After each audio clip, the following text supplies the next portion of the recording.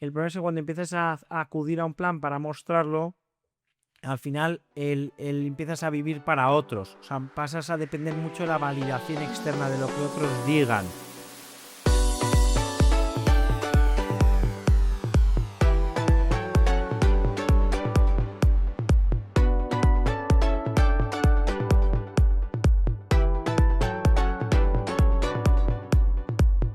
Hola a todos y bienvenidos a un nuevo episodio de Entre Micros y Batas. Hoy es un episodio muy especial porque vuelve a visitarnos un invitado que ya estuvo con nosotros la temporada pasada. Él es Miguel Álvarez de Mon, psiquiatra en el Hospital Universitario Infanta Leonor y profesor asociado en la Universidad Complutense de Madrid. Miguel, es un placer volver a recibirte. Muchas gracias. Bueno, encantado de invitarme de nuevo y para mí es un placer estar aquí en esta casa y en este podcast del que soy un asiduo oyente, o sea que para mí es un placer estar aquí. Para nosotros también. Hoy vienes aquí porque has publicado tu primer libro, que se llama Desaprender, romper con los automatismos y recupera la calma en un mundo hiperconectado. Es un ensayo que nos invita a revisar críticamente los hábitos que hemos normalizado y que están afectando a nuestra salud mental. Entonces, bueno, te vamos a ir preguntando poco a poco sobre el libro para que nos los vayas desglosando sin terminar de contarnos todo porque nos gustaría leerlo sin spoilers. Entonces, bueno, Miguel, voy a comenzar la entrevista con una pregunta que nos dejó el invitado anterior, que igual no lo sabes, pero en esta nueva temporada el invitado anterior nos dejó una pregunta para el siguiente sin saber quién es y sin conocer absolutamente nada de él.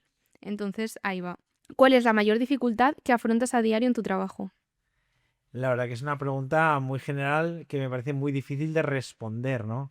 Eh, pues quizá la frustración que te genera no poder ayudar a alguien en sus necesidades, porque a veces desafortunadamente pues no podemos dar la solución que nos gustaría dar, no podemos desafortunadamente resolver todos los problemas, curar todas las patologías ni curar todo lo que nos gustaría, ¿no?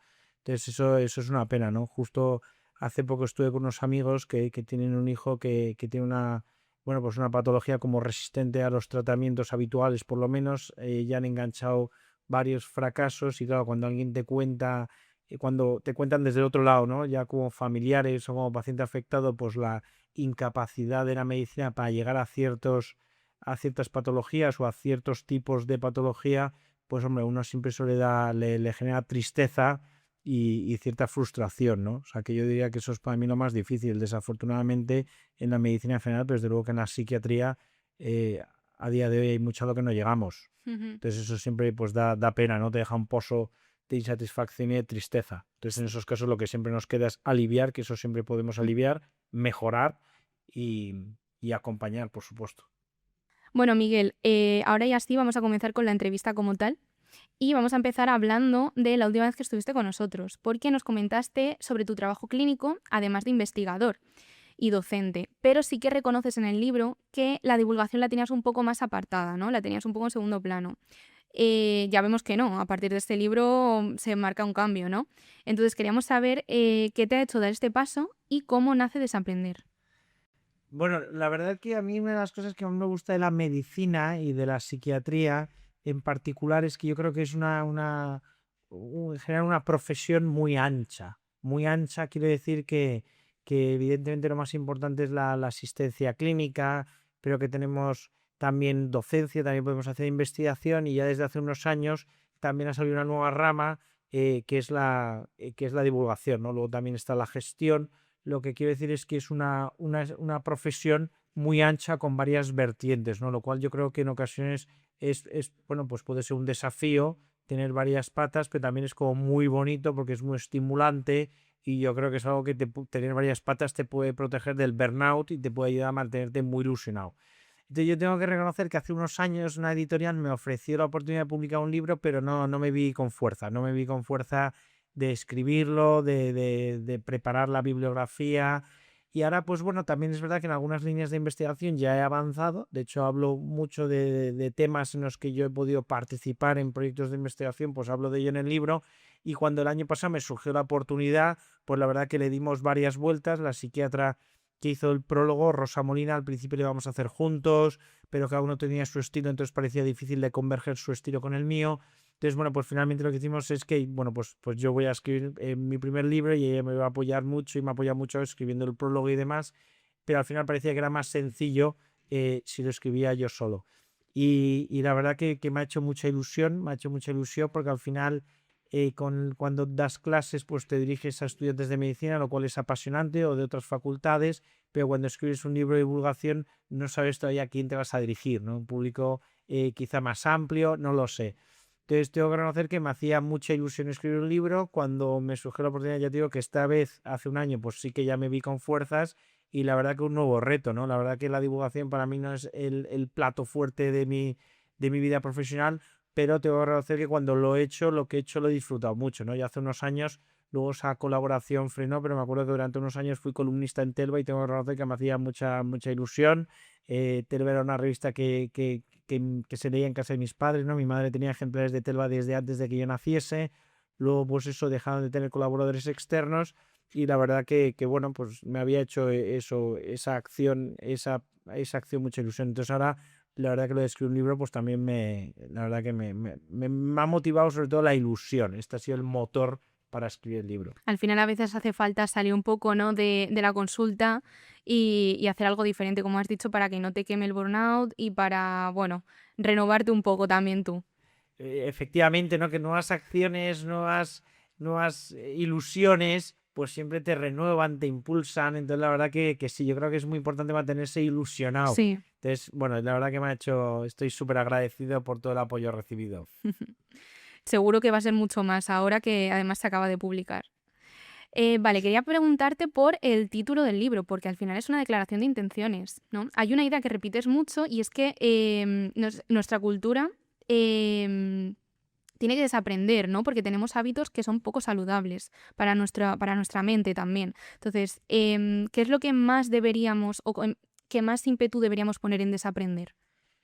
Pues la verdad, el título es difícil, pero sí que yo creo que al final dimos con un título que recoge lo que yo quería plantear en este libro. Y en este libro lo que quiero es que el lector se replantee pues algunas formas de vida, o algunas actividades que ya hemos incorporado y hemos normalizado, ¿no? A mí el libro me ha ayudado, a mí a título personal me ha ayudado mucho a reconsiderar, por ejemplo, mi uso de redes sociales. Esto le dedico un capítulo entero. Ujú. También en el libro, que yo personalmente también me ha ayudado mucho a volver más al papel y al boli, ¿no? Ahora que estamos en la época de la inteligencia artificial, parece que los avances tecnológicos lo son todo, y yo creo que son magníficos. La verdad que somos unos afortunados por podernos beneficiar de los avances tecnológicos, de los avances en salud, etcétera.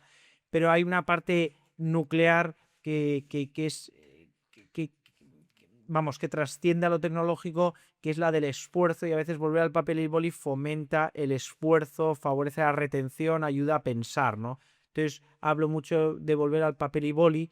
Luego también a mí me ha ayudado, personalmente a mí me ha ayudado a ser más agradecido, a intentar fijarme más en las cosas buenas que tengo, o en las cosas buenas que los demás hacen por mí, o lo mucho, bueno, pues que familiares o amigos te quieren, ¿no? Que eso yo creo que ayuda mucho también a darse cuenta de todo lo bueno que hay en la vida. Entonces, en este contexto de cosas que pienso que tenemos que replantearnos, es como nace el libro Desaprender. Son 9 capítulos en los que abordo 9 temas que no están relacionados entre sí, simplemente que son temas de actualidad. Ujú. Entonces, yo lo que espero, mi ilusión es que el lector, después de leerlo, se replantee algún hábito. Con que cambie 2 o 3 cosas en su vida, o simplemente se las replantee, yo me doy con un cántaro en los dientes. No estás pidiendo tanto, no hace falta que cambiemos todo de golpe. Ni mucho menos, ni mucho menos. Simplemente, por ejemplo, una cuestión que yo veo mucho cuando doy clase en la facultad, pero que también veo cuando atiendo a los congresos, o cuando estoy en reuniones, pues en reuniones profesionales, es que a veces lo de poner ahora la inteligencia artificial a escuchar y que luego te haga un resumen, pues a veces lo que favorece es que tengamos una actitud más pasiva, y por lo tanto aprovechemos menos la clase, la Ujú. charla que estamos asistiendo, la reunión. Por eso digo que a veces es importante volver al papel y al boli, porque en clase, por ejemplo, los estudiantes, pienso que si toman apuntes, eso va a favorecer que estén más activos en clase, que intelectualmente su actitud sea muy activa, de escucho, tomo apuntes, eso favorece que retenga las cosas, favorece la memoria, lo voy procesando. Mientras que si tú estás simplemente en clase con una actitud de pongo a la inteligencia artificial a escuchar, que luego me hará un resumen, pues al final aprovechas menos la clase. Pero eso también te puede pasar con una sesión en un congreso. Si tú pones a la inteligencia artificial, parece que escucha por ti. Por eso digo que la actitud trasciende a los avances tecnológicos. Entonces, los avances tecnológicos son fantásticos, pero si va a hacer que tengas una actitud más pasiva en esa reunión, en esa clase, en esa charla, en esa conferencia, al final creo que más que aportar te empobrece. Entonces creo que tenemos que plantearnos, repensar cuál es el uso que hacemos de las nuevas tecnologías, sabiendo que son fantásticas y que tenemos que ser, bueno, que somos los privilegiados por podernos beneficiar de ellas, ¿no? Qué fácil es ahora llegar de un punto A a un punto B con el GPS, ¿no? Pues eso es fantástico. Pero pienso que a veces es bueno volver al papel y al boli, ¿no? Claro que ChatGPT nos puede ayudar, por supuestísimo, y es fantástico, pero creo que a veces hacerse un buen esquema con un papel y un boli ayuda a esquematizarse la cabeza, ¿no? Entonces, por ejemplo, también es muy importante a veces a nivel personal, pues hacerse un pequeño diario donde uno puede poner en orden sus ideas, puede incluso ayudar a ordenar las emociones, los afectos. Por eso pienso que el papel y boli es algo a lo que tenemos que volver con más frecuencia. Desde luego que los avances tecnológicos no deberían de hacerlo desaparecer. No podemos sustituir la inteligencia humana por la artificial. Correcto, ¿no? O sea, que nos enriquezca, pero que no nos sustituya, ¿no? Ujú. Y bueno, pues así con muchos otros temas, ¿no? Por ejemplo, en redes sociales, pues bueno, tienen unos componentes, ahí tienen unos elementos muy positivos las redes sociales. A veces nos ayudan a estar en contacto con personas a las que pues, no podríamos estar en contacto de otra manera Tenemos porque viven lejos. lejos, Ujú. efectivamente, pero a veces las redes sociales pueden fomentar uno de los grandes males del siglo XXI, que es la comparación constante, que al final también nos comparamos con una versión muy editada, filtrada, elegida de otra persona de un momento muy concreto, ¿no? Ujú. Entonces, bueno, en fin, que yo trato en el libro temas de actualidad en los que pienso que es bueno simplemente replantearse, que cada uno lo replantee. A mí, revisar bibliografía y escribirlo me ha ayudado mucho. Entonces, yo espero que al lector también le ayude. Seguro que sí. Hablando de tecnología, hay algo que comentas en el libro que me ha impactado mucho, que es el bumping, que significa que interrumpes el sueño para mirar el móvil. ¿Cómo hemos podido llegar hasta esto?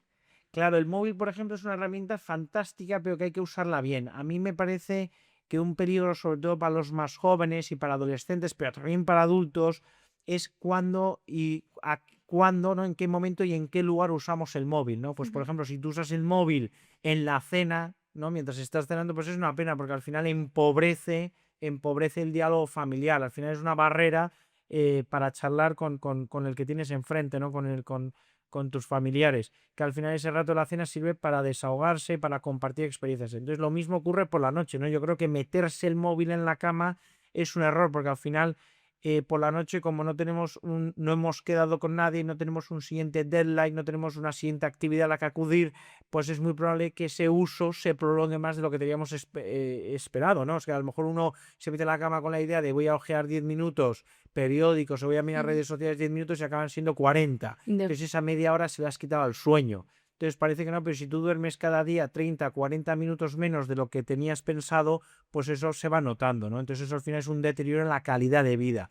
Y esto estoy hablando en el mejor de los casos, porque muchas veces no son 30 o 40 minutos, sino 2 horas, 3 horas. Entonces, claro, alguien que se acuesta sistemáticamente 2 horas más tarde de lo previsto es una persona que duerme 2 horas menos. Eso ya empieza a tener un efecto al día siguiente, pues uno está más cansado, más irritado, se regula peor a nivel emocional, rinde menos.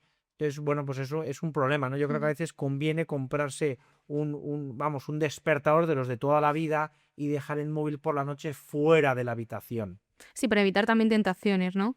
Claro, porque por la noche es muy propicio por el hecho de que no tenemos una siguiente actividad a la que acudir, que no tenemos ya nada más en el horario, pues es más fácil que ese uso del teléfono se prolongue más Ujú. de lo que nosotros teníamos previsto, más de lo deseado. Entonces, bueno, hay que protegerse, o sea, hay que protegerse y hay que a veces, contra grandes problemas, grandes soluciones. Entonces, a veces puede merecer la pena comprarse un despertador y sacar el móvil de la habitación por la noche. Yo soy la primera que te tiene que hacer caso porque sí que es verdad que por las noches no te das cuenta y dices, bueno, voy a ver un poquito más, voy a ver un poquito más y al final has pasado una hora que has perdido de sueño como nos comentas y es que no has hecho nada productivo. Porque al final tu cerebro está cansado también a esas horas, Y entonces necesitamos dormir. no es necesario estar ahí perdiendo el tiempo con el móvil. Muy interesante lo que nos acabas de comentar. Quería preguntarte también sobre el tema de la tolerancia al aburrimiento, porque según nos cuentas en el libro es uno de los mejores predictores de la autorregulación emocional y nos propones ejercicios para entrenarlo. Entonces, si nos puedes comentar algunos de estos ejercicios o cómo podemos empezar para nosotros también educarnos a tolerar ese aburrimiento que a veces nos surge. Bueno, la tolerancia al aburrimiento es una cosa crucial que hoy en día, con tanto entretenimiento tan accesible, yo creo que todos, yo el primero, estamos perdiendo esa capacidad. Y es que es verdad que es muy importante tolerar el aburrimiento y tolerar cualquier emoción negativa, Ujú. porque al final muchos malestares de la vida son muchos malestares, otros no, pero muchos malestares de la vida son pasajeros. Entonces simplemente hay que aprender a tener un poquito de paciencia y buen humor para que ese malestar pase, ¿no? Mi madre siempre dice que los problemas son como la energía, ¿no? Que ni se crea ni se destruye, se transforma, ¿no? Entonces al final las preocupaciones, los problemas forman parte de la vida y tenemos que convivir con ellos. Entonces, ¿qué pasa? Que ahora yo el primero, tienes una cola, tienes que esperar unos minutos para algo y sacas el móvil. Entonces sacas el móvil y te vas entreteniendo con algo, ya sea contestar unos WhatsApp, ya sea mirar el periódico, ya sea consultar pues, un rato de redes sociales mientras espero esta cola que tengo que hacer, ¿no? O sea, que yo el primero, ¿no? O ahora, qué tentador es a los que tenemos hijos en el coche, en un viaje, cuando tienes que hacer un viaje, qué tentador es, para mí el primero, oye, les pongo una tablet o lo que sea y van calladitos. Pero claro, ¿a qué precio? ¿A qué precio? El problema es que nos tenemos que acostumbrar, los adultos, los niños, los jóvenes, a aburrirnos, porque al final es una cosa natural, la vida no puede ser un continuo entretenimiento. Entonces, hay muchas maneras de tolerar ese aburrimiento, de tolerar el malestar, ¿no? Pequeños entrenamientos. Uno, pues en las colas, yo creo que tenemos que intentar ejercitarnos en tener paciencia y Ujú. esperar la cola sin mirar el móvil, ¿no? Eso puede ayudar. Luego también a veces puede ayudar el no acceder a nuestras necesidades inmediatamente. Oye, que tengo un poquito de sed, pues a lo mejor puedes esperar la comida al segundo plato. Te esperas un rato y al final, pues bueno, aprendes a tolerar en este caso pues un poquito de sed que te genera un poquito de malestar. Pero es que al final la vida, como tiene tantos malestares, uno tiene que entrenarse, ¿no? Y bueno, pues también una de las cosas que trato en el libro es que el tener internet 24 horas hace que tengamos una sensación de urgencia que a veces no es todo tan urgente. Entonces no pasa nada por tardar un poco más en contestar unos WhatsApps o no pasa nada por no revisar si me ha entrado un WhatsApp nuevo esta última hora, ¿no? O sea que nosotros también nos tenemos que entrenar a intentar tener más paciencia con nosotros mismos. Eso pasa mucho. Al final la tecnología nos ha hecho súper impacientes, porque claro, como comentas, tenemos el móvil en la mano, tenemos internet las 24 horas y tenemos todo lo que queramos a nuestra disposición. Entonces, a veces nos perdemos también lo que hay por la calle y lo que podemos ver y lo que podemos oír o simplemente dejar un poco la mente en blanco, ¿no? Un poco descansar de tanto estímulo. No, totalmente. Es verdad que a veces las nuevas tecnologías nos conectan mucho con el que está más lejos, pero a veces nos pueden separar del que está más cerca, ¿no? Sí, Eso es efectivamente. una pena. Por eso digo que hay que simplemente replantearse. A mí lo que me encantaría es que los que lean el libro se replanteen, oye, ¿cuándo uso yo el móvil? ¿En qué lugares? ¿En qué momentos del día? ¿En qué momentos es un uso fenomenal y fantástico y es una herramienta de trabajo, una herramienta para estar en contacto con mi familia, con familiares, con amigos, con colegas de trabajo y es fantástico y necesario que lo uses, pero cuando te puede estar distanciando de la persona que tienes delante, ¿no? Por eso digo que al final es un libro que invita más a la reflexión. Yo lo que Ujú. quiero es que haga reflexionar. Bueno, en el móvil tenemos una cosa también que son las redes sociales, que ya nos has mencionado anteriormente y que en la temporada pasada nos comentaste que estabas empezando a hacer un estudio con la doctora Rosa Molina, que además es la que te ha ayudado con el libro y te ha hecho el prólogo, ¿no? En el que hablabais sobre el uso de Instagram y la imagen corporal. Entonces quería preguntarte cómo ha evolucionado la investigación, si nos puedes hablar un poco más sobre lo que habéis descubierto, cómo está la situación. Bueno, pues ese paper en concreto ya está terminado y ese paper en concreto lo que está es enviado, pero ya sabes que el proceso editorial en las revistas científicas es súper laborioso, la verdad que muchísimo más rápido El publicar un logro. libro que publicar un artículo científico, porque el artículo científico se lo envías a la revista se lo envía a unos revisores, bueno, en fin, que el proceso es bastante más largo y tedioso, que eso es una cosa que a veces ojalá encontremos una manera de agilizarlo. Entonces, todavía no está publicado, entonces no puedo revelar todos los detalles, pero sí que hemos visto cómo afecta mucho el uso de redes sociales a la imagen corporal. También hay cierta presión estética que las redes sociales contribuyen a ello. Entonces, lo que tenemos que tener en cuenta es que cuando nos comparamos, aunque racionalmente lo sepamos, nos estamos comparando con imágenes muy seleccionadas de la persona que está publicando la foto, no muy editada, Ujú. el momento ideal, etcétera, ¿no? Rara vez se publican en redes sociales cosas negativas, malos momentos, malas poses, etcétera. Entonces eso parece que no, pero el cerebro es muy sensible a las imágenes repetidas. Entonces uno cuando ve una imagen a lo mejor no le influye, pero cuando ve muchas imágenes repetidas con el mismo patrón al final las interioriza y las utiliza inconscientemente como marco de referencia. Entonces se compara con ese marco de referencia que está distorsionado. Entonces evidentemente uno sale perjudicado. entonces sale perjudicado, ¿no? Porque es peor que ese marco de referencia distorsionado. Entonces, en las redes sociales lo que está claro es que influye mucho el tiempo de uso, porque cuanto más nos expongamos a esa repetición, más nos afecta negativamente. Luego también es muy importante el estado emocional previo al uso. Es una cosa curiosa, pero el algoritmo, no sé cómo, pero es capaz de predecir tu estado de ánimo. Entonces, en función de tu estado de ánimo, se ve que te debes de entretener más en unas imágenes que en otras, pero cuando peor es tu estado de ánimo, peor es lo que te ofrece el algoritmo. Y además, cuanto peor estés tú de ánimo y peores emociones tengas, más sensible eres a lo que ves. Entonces influye mucho el tiempo de uso, el estado emocional previo a la sesión de uso, y luego también lo que influye mucho es el tipo de uso que hagas, si haces un uso activo o pasivo. Un uso pasivo es básicamente el que consume, y un uso activo es el que, bueno, pues publica, pues stories, publicaciones, interactúa, escribe mensajes. Entonces, bueno, eso parece que no, pero también es muy diferente el que va ahí más pasivamente que el que va proactivamente.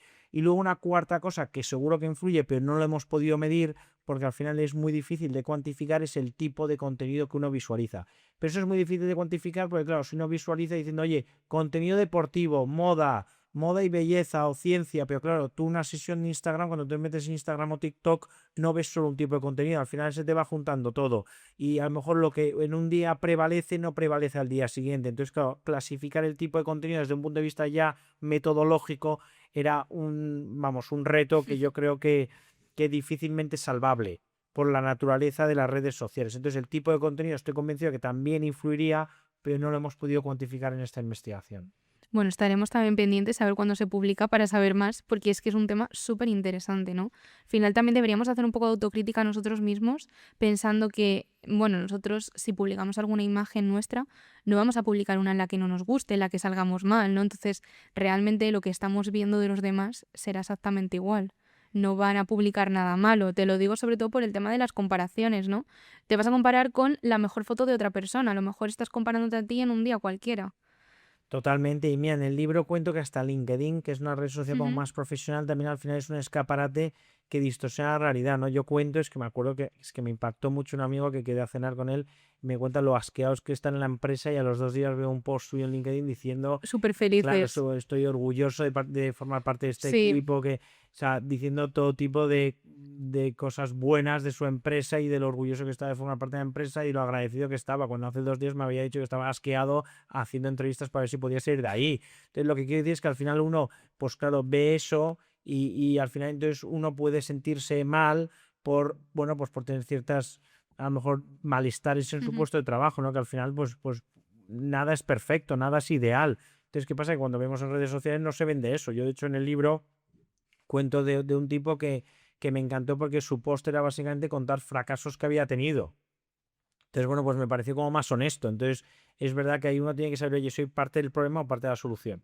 Porque muchas veces nosotros mismos, yo el primero, somos parte del problema, no de la sí. solución. Estamos alimentando más, ¿no? Ese escaparate, como lo llamas, porque al final es un escaparate, muestras lo que quieres y solo lo bonito. Nos dejamos llevar. Mira, yo ahora ya hablando contigo voy a intentar pasar a formar parte de la solución, ¿no? Por ejemplo, cuando antes hablábamos de ese proyecto de investigación, del artículo científico que hemos enviado, pues lo normal, es súper habitual, es que te lo rechacen varias veces, Ujú. 2, 3 y 4 veces hasta que lo consigues publicar, ¿no? De hecho, si te lo aceptan a la primera, es que no has, en general se puede decir que no has apuntado suficientemente alto, ¿no? Entonces me voy a proponer compartir a partir de ahora, cada vez que me rechacen un artículo, que me pasa con mucha frecuencia, compartirlo, ¿no? Compartir el rechazo, rechazado. Saber que no es malo que te rechacen, ¿no? Al final es Es parte que de la forma vida. parte del proceso. De hecho, eso los doctorandos es una de las cosas que le explicas al principio, ¿no? Diciendo, bueno, no al principio del todo, ¿no? Pero ya cuando te vas a poner a enviar un paper diciendo, oye, que sepas que lo normal es que nos lo van a rechazar 2 y 3 veces. De Ujú. hecho, por eso tardas tanto en publicar un artículo científico, porque los procesos son lentos y encima lo normal es acumular varios rechazos, ¿no? Esto es como, ¿no? Como, no sé, pues tampoco aciertas a veces con las cosas importantes, no se acierta a la primera. Y no pasa nada, forma parte del proceso. A todos nos han rechazado en algún contexto, ya sea laboral. Amoroso. Anda que no hay gente que hace entrevistas de trabajo y hasta que encuentra un sitio en el que encajar, o lo que tú dices, amoroso. O sea, Claro. No, al pues yo creo que hay final. que normalizar el fracaso y que al final, esto, una de las cosas que cuento, a mí me encantó un discurso que dio Roger Federer en un discurso de graduación, en el que contaba a los graduados, bueno, les contaba como él, que era, bueno, de los mejores tenistas de la historia, ¿no? Ujú. Roger Federer. No es que sea yo un fan del tenis, pero bueno, Roger Federer Lo es uno conocemos de los todos. mejores tenistas de la Sí, historia, sí. ¿no? Y contaba, creo que el dato es que él había ganado como el 54% de los puntos que había jugado. Es decir, que incluso para él perder, pues casi que era vamos, la mitad de las veces, casi. Porque al final tú incluso cuando ganas un torneo has perdido muchos puntos, porque tú cuando ganas un partido también pierdes puntos, pierdes incluso juegos o puedes perder incluso sets. Y de hecho es que ni uno de los mejores tenistas de la historia gana todos los torneos. Pues gana muchos torneos, pero pierde más de los que gana. Ujú. Entonces, esto me parece muy importante para tener en perspectiva, ¿no? Diciendo que es que el fracaso y la derrota forma parte de la vida. Entonces, las redes sociales esa parte nos la esconden. Parece que es un secreto vergonzante Ujú. y no hay nada de lo que avergonzarse. Al final también comparas las redes sociales con los reality show, ¿no? Bueno, si me quieres contar más, ¿no? ¿Qué tienen en común o por qué esta comparación? Bueno, pues porque yo ya intentaba, esto sí que es una reflexión personal, que esto sí que tiene un punto de interpretativo, ¿eh? O sea, que aquí cada uno tendrá su teoría, ¿no? Pero yo me he preguntado, ¿por qué han triunfado tanto las redes sociales? ¿No? Entonces es verdad que las redes sociales hoy en día, año 2026, se han profesionalizado muchísimo. Cualquier tienda, empresa, etcétera, pues tiene su perfil en redes sociales y es un canal más de comunicación y un canal más para llegar a la gente. Ujú. Pero claro, si no se va a sus orígenes, Facebook al principio era una red social de cotilleo entre universitarios. Empezó en Harvard y era para cotillar lo que estaban haciendo otros universitarios. O sea que al final era mucho de tener una ventana a la intimidad del otro. Y es verdad que todos yo creo que tenemos un punto cotilla o nos gusta el salseo y por eso triunfó mucho. Al final se fue haciendo pues viral por el boca a boca, ¿no? Y al final los realities, si tú piensas, temporalmente comenzaron también a principios del siglo XXI. Digo, los reality shows tipo Gran Sí, Hermano sí, sí. y luego, vamos, todas las variantes que ha habido. Entonces, no, si uno lo piensa, al final también lo que nos gusta es el cotilleo y los realities también tienen mucho de morbo, también tienen mucho bueno, de tener una ventana a la intimidad de otros. Entonces, yo creo que al final tienen una raíz cultural parecida. Insisto que luego las redes sociales se han abierto en abanico y ahora tienen muchísimas vertientes, quiero decir, se han profesionalizado muchísimo. Pero al final hay un punto, al principio nacieron una forma de exponerse. De hecho, uno cuando en vacaciones, o sea, si tú quitas la parte más profesional de las redes sociales, es muy de lucirse. O sea, que tiene mucho. A mí me recuerda, hay un componente de las redes sociales que a mí me recuerdan a los realities. Y los realities a la vez cada vez son más morbosos. Yo no he querido hacer propaganda del programa, pero hay un programa que ya empieza a hacer, ya es hasta zafio, ¿no? Porque es que tiene un componente de desnudez y de que tienen que, bueno, que elegir. Yo es que, bueno, como no lo he visto, pero vamos, que hay un componente como de desnudo, entonces te evalúo, te puntúo, te no sé qué. Entonces ya buscan hasta lo más zafio, que es verdad que, bueno, pues tiene su público y eso muchas veces engancha, ¿no? Pero porque conecta casi con el lado más bajo del ser humano, ¿no? Pero que en redes sociales, curiosamente, a veces lo que más exhiba, lo que más rompa con la norma o con lo habitual, también es lo que recibe más likes o lo que engancha más a la gente. Es decir, que también al final muchas veces la manera de conseguir la atención de la gente es llamando la atención. Por eso digo que hay un punto hay una parte de las redes sociales que sí me recuerdan a los reality shows. Claro, al final buscan la viralización, ¿no? A costa de cualquier contenido que vaya a ver mucha gente y esa fama efímera que muchas veces consiguen. Bueno, afortunadamente no todo el mundo, un componente de las Ujú. redes sociales sí lo veo así. Afortunadamente es un Sí, sí, porcentaje, sí, ¿no? sí. También nos planteas una pregunta muy dura en el libro sobre las redes sociales, que es, ¿qué harías si nadie pudiera verlo en redes sociales? Porque parece que ahora lo que hacemos lo hacemos para mostrarlo, ¿no? Me voy de viaje a Londres porque voy a subir una foto con el Big Ben de fondo, por decirte un ejemplo. O voy a ir a cenar a este restaurante para hacer una foto a la comida. Si no lo subimos parece que no lo hemos hecho. Es que yo en eso estoy totalmente de acuerdo y yo pienso que es una parte que se está integrando en nuestra cultura, que es la exhibición. Y al final, oye, tú vas a este plan para disfrutarlo, que es fantástico, o vas a este plan para mostrarlo. El problema es que cuando empiezas a acudir a un plan para mostrarlo, al final empiezas a vivir para otros. O sea, pasas a depender mucho de la validación Ujú. externa, de lo que otros digan. Entonces eso me parece muy peligroso, porque al final tú tienes que hacer las cosas porque te parezca oportuno, porque te apetezca, porque lo vayas a disfrutar, por la compañía que tienes, pero no pensando en lo que los demás vayan a decir, porque si no al final te vas a convertir en un poco veleta, ¿no? Que en función de lo que te digan actuarás. Entonces yo creo que cada uno tiene que llevar un poco el liderazgo de su propia vida. Entonces eso me parece un problema, ¿no? Yo creo que hay una parte hoy en día muy experiencial, ¿no? De experiencias que tengo que mostrar que he hecho, que a mí me preocupa porque me parece que se está integrando en nuestra cultura. Sí, efectivamente, vamos, el por qué vas a este restaurante, por qué vas a este plan, por, por, por, por mostrar que has sido, por conseguir likes, por conseguir, digamos, una valoración externa o porque te apetece ese plan. Porque quizás te apetece y no lo estás disfrutando por estar más pendiente de hacer la foto o a ver si sale bien la foto, a ver quién me ha comentado lo que he puesto. Totalmente, o sea, eso lo pienso, por eso yo animo a la reflexión. Esto evidentemente habrá casuística muy variada Ujú. entre los lectores, pero sí que animo a que cada uno nos replanteemos, oye, esto lo estoy haciendo porque quiero, porque me parece oportuno, etcétera, o porque lo quiero mostrar. Entonces, si uno lo hace para mostrarlo, creo que se lo tiene que replantear. Ujú. Bueno, te voy a dejar un poco ya de lado el tema de las redes sociales porque nos podríamos pasar hablando todo el episodio. Y te voy a preguntar por una cosa un poco más dura, ¿no? Un tema que tratamos en el otro episodio y del que nos diste un dato, y es que el suicidio es una de las principales causas de muerte entre los jóvenes de entre 15 a 49 años más o menos. Y bueno, aquí en este libro vuelves a hablar del tema y defiendes que quizás hemos dejado unas necesidades profundas más descuidadas porque vivimos automáticamente y cubrimos las básicas, pero nos dejamos algo más. Entonces te quería preguntar cuáles son estas necesidades profundas que hemos dejado de lado y cómo podríamos cuidarlas también para evitar pues llegar a una situación tan dura como es el suicidio. No, el suicidio es una realidad dura y muy compleja y multifactorial, evidentemente, pero hay un dato curioso, que es que el suicidio es más frecuente en los países desarrollados que, Ujú, que en los países en vías de desarrollo. Entonces eso también nos tiene que hacer reflexionar, pienso yo. Entonces al final las raíces del malestar de los países más desarrollados yo creo que son raíces profundas que también tienen un punto de cultural. Yo creo que tenemos las necesidades básicas cubiertas, pero efectivamente creo que hoy en día a muchas personas les cuesta encontrar un sentido a su vida, un propósito, ¿no?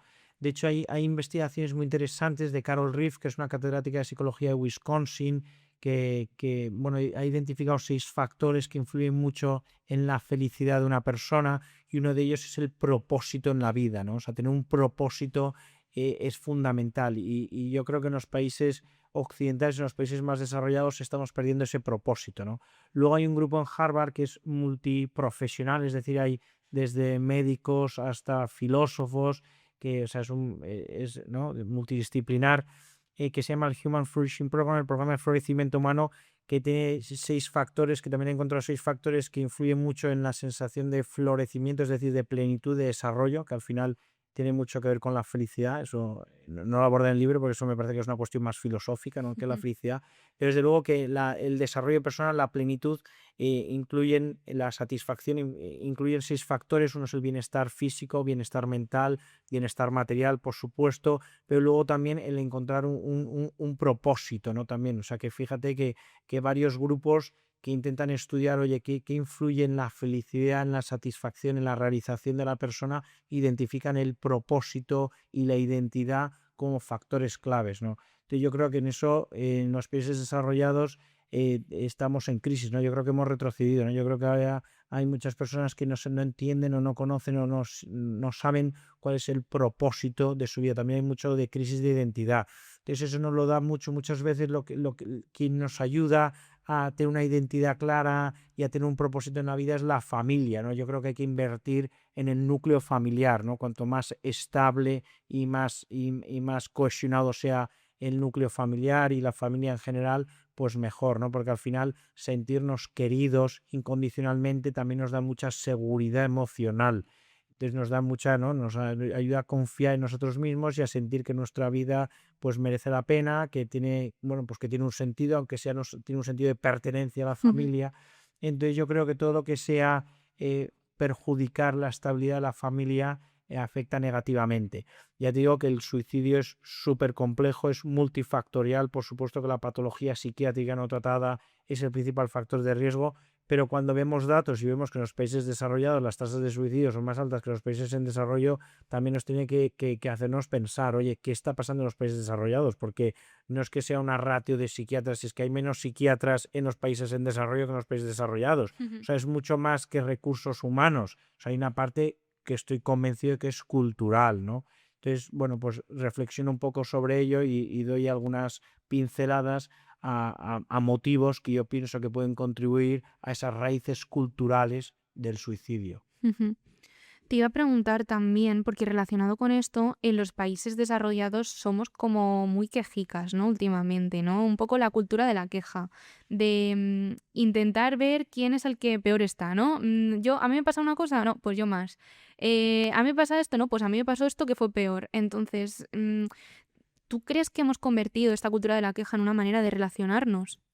Bueno, y antes te decía que a mí el libro me ha ayudado mucho a título personal, la verdad, al revisar bibliografía, al ordenar ideas, el escribirlas, para replantear mi uso de redes sociales, intentar restringir el tiempo, pero también restringir el momento y el lugar donde lo hago, también a volver más al boli y al papel, pero Ujú, también, y muy importante, a ser más agradecido, ¿no? Yo creo que cuando uno tiene mucho, pues casi piensa más en lo que le falta que en lo que ya tiene. Entonces yo creo que hay que intentar ser muy agradecido, bueno, pues con las cosas materiales, pero también sobre todo pues con las relaciones humanas que tenemos, ¿no? Oye, pues qué suerte que mis padres me quieran, o qué suerte ujú. tener hermanos, ¿no? Para mí es una suerte tener hermanos, cada vez menos gente tiene hermanos. Eso es Pues para verdad. mí es una suerte, ¿no? Mi hermano Melchor y mi hermana Edurne, ¿no? Pues al final es una suerte tener hermanos, ¿no? Pues qué suerte, ¿no? Pues yo, pues bueno, pues el poder formar una familia, qué suerte, ¿no? Entonces, al final, yo creo que no nos pueda, que no nos pueda a veces lo negativo, que evidentemente todas las realidades humanas tienen una parte negativa, Ujú, que no nos pueda lo negativo, ¿no? Yo creo que uno puede hacer un esfuerzo por fijarse en lo positivo. Entonces, eso nos puede ayudar a quejarnos menos, pero no es por quejarte menos. El quejarse menos no es un fin en sí mismo, sino que al final los pensamientos generan estados de ánimo, ¿no? Entonces, si yo me recreo en lo negativo, eso favorece estados de ánimo negativos, ¿no? ujú. Si yo me fijo más en lo negativo, en lo que no tengo, en lo que no sale bien, pues eso me va a dar más insatisfacción. Entonces, eso al final pues me hará menos feliz. Entonces, bueno, pues muchas veces el podernos poner más énfasis en lo positivo nos puede ayudar, ¿no? O sea, hay que recrearse, hay que hacer un esfuerzo activo, ¿no? Motivos por los que yo tengo que estar agradecido, ¿no? Pues al final del día uno puede pensar, oye, ¿por qué motivos puedo estar yo agradecido, ¿no? Yo creo que dar las gracias, ¿no? Ayuda mucho, ¿no? Fijarnos en lo que los demás hacen por nosotros, ¿no? Eso yo creo que nos puede ayudar a ser agradecidos, ¿no? Y fíjate que tú, en el momento en que te fijas en lo bueno que tiene a otra persona hasta te cae mejor. Entonces, al final eso te ayuda a llevarte con esa persona, ¿no? O sea, que Ujú. yo creo que la cultura del agradecimiento es muy importante ponerla de moda y es muy importante difundirla, ¿no? Porque nos ayuda a ser más felices. Y centrarnos más también en lo que no es material, ¿no? En lo que tú has dicho, las relaciones, la gente que nos rodea, la gente que nos quiere, no tanto lo físico, las cosas que tenemos, porque, como has comentado, cuanto más tenemos, más queremos. Hombre, y tener amigos es una suerte, tener familia, amigos es una suerte, o sea que eso son motivos desde luego para los que por los que estar agradecido, ¿no? Y no es que no haya que luchar por lo que pueda mejorar, que por supuesto que hay que luchar, ¿no? Yo, por ejemplo, en el libro cuento, a mí que hace unos años, ahora no me acuerdo exactamente cuántos, Antena 3, por lo menos que yo sepa, quizá fue otro canal, pero Sí, yo me acuerdo que Antena 3 empezó a hacer la noticia positiva del día, ¿no? sí, Yo sí, sí. entiendo que los medios de comunicación, entiendo, es lógico, normal, que tienen que actuar también un poquito como contrapeso del poder, entonces que tienen que denunciar todo lo malo. Y estoy de acuerdo y lo entiendo. O sea, evidentemente lo entiendo, ya lo sé, ¿no? Pero me encanta que también saquen noticias positivas, ¿no? Hay un influencer al que yo sigo que a veces hace bueno, hace unos vídeos de noticias positivas y cuenta iniciativas positivas, buenas, ¿no? Cosas, pues resulta muy estimulante, ¿no? Gente haciendo el bien, hay muchísima gente haciendo el bien Y no lo sabemos y no porque lo no nos lo sabemos, cuentan. porque no vende tanto, debe de ser. Ujú. Entonces, por supuesto que hay que ser lo negativo, no es que haya que ser ingenuos, por supuesto que los medios de comunicación tienen que hacer de contrapeso del poder, por supuesto que tienen que denunciar la corrupción, por supuesto, pero también creo que es bueno dar visibilidad a todas las cosas buenas que ocurren en la vida. Hay gente maravillosa haciendo su trabajo de forma fantástica, o hay iniciativas muy buenas, muy solidarias. Entonces, al final, los ejemplos positivos también estimulan, tiran a uno para arriba. Entonces, bueno, pues yo pienso que también hay que intentar recibir inputs positivos. Vamos a ponerlo en práctica porque seguro que nos va muchísimo mejor. Bueno, ahora te voy a lanzar una ronda de preguntas rápidas, que bueno, te puedes explayar lo que quieras, pero vamos a intentar que sean cosas así más rapiditas. Entonces, la primera sería, ¿qué es lo que más te cuesta desaprender de ti mismo? La pregunta es compleja porque si me dices varias cosas te contesto con facilidad, ¿no? Pero a mí desaprender yo creo que tengo que ser más agradecido. Es justo lo que estábamos hablando. Sí, lo intento y yo creo que con el entrenamiento lo consigo. Pero pues al final es que uno cuanto más se fija en lo positivo de los demás, más se Mejor emociona, te ¿no? Yo va. creo que es muy importante darnos cuenta de todo lo que los demás hacen por nosotros. Yo creo que es algo que podríamos plantearnos muchos porque nos cuesta. O sea, cuesta ver lo positivo y agradecer lo que hacen por nosotros. Sí, intento ser muy agradecido y muy optimista. Una serie, una película o un libro sobre salud mental que nos recomiendas. Aparte de tu libro, claro. Pues es un clásico, pero me parece que sigue de moda, es El hombre en busca del sentido. A mí me parece que es un clásico. Y luego bueno, es una película que el Alzheimer está entre vamos, es una enfermedad neurológica, las alteraciones cognitivas y las solemos tratar los psiquiatras. Es que Still Alice a mí es una película que me impresionó mucho porque me parece que fue muy capaz de meterse en el pellejo de una persona, de un paciente que está haciendo una enfermedad de Alzheimer. Pues nos la apuntamos. Yo no la he visto, desde luego. A mí me parece muy buena. Y luego, si tuviese Sí. que añadir una segunda película, diría Joker. Interesante respuesta. Vale.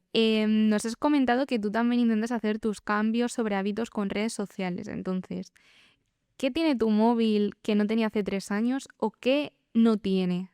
Pues mira, lo que no tiene es la aplicación de Instagram descargada. O sea, ahora me la bajo y me la quito. Precisamente ahora una cosa que yo sí que tengo que reconocer que en eso he cambiado es que yo ahora no tengo Instagram y simplemente pues como quien enciende la televisión, ¿no? O quien enciende una plataforma online. Pues yo sí que tengo pues unos ratos del día donde digo, oye, pues voy a ver Instagram 15-20 minutos. Intento que sea controladísimo el tiempo que tenía previsto, pero no lo tengo durante el día. Entonces yo ya no aprovecho esos tiempos muertos para ver Instagram. Es muy buen hábito. Yo también intento hacerlo con algunas plataformas que me cuesta también salir de ellas. Entonces, buen consejo. ¿Cómo desconectas tras un día intenso? Bueno, pues gracias a Dios, digo, la verdad que en ese sentido con mi mujer, con mis hijos, la verdad que eso es fantástico. Y para terminar, te voy a decir que termines la siguiente frase. Un buen psiquiatra siempre. Un buen psiquiatra siempre trata de ser comprensivo. Muy buena, muy buena. Bueno, pues con esto terminamos la entrevista. Nada, solo agradecerte de nuevo que hayas vuelto con nosotros y que nos hayas presentado tu libro Desaprender, que ya está en librerías y plataformas online, así que esperamos que le vaya súper bien porque estoy segurísima de que va a ser así. Y nada, lo único que nos quedaría es pedirte que dejes una pregunta para el siguiente invitado, que no te puedo decir quién es, y nada, que le lances lo que quieras. La pregunta tiene que ser de... Lo que quieras, puede ser personal, puede ser laboral, lo que tú quieras, de hábitos, a lo mejor que tiene que desaprender, lo que tú quieras. Pues, hombre, para seguir con el libro yo le diría que qué hábito de salud tiene que desaprender. Bueno, estoy deseando conocer la respuesta. Muchas gracias, Miguel, de nuevo por acompañarnos hoy y a todos vosotros por acompañarnos un día más en Entre Micros y Batas. Os esperamos en el próximo episodio.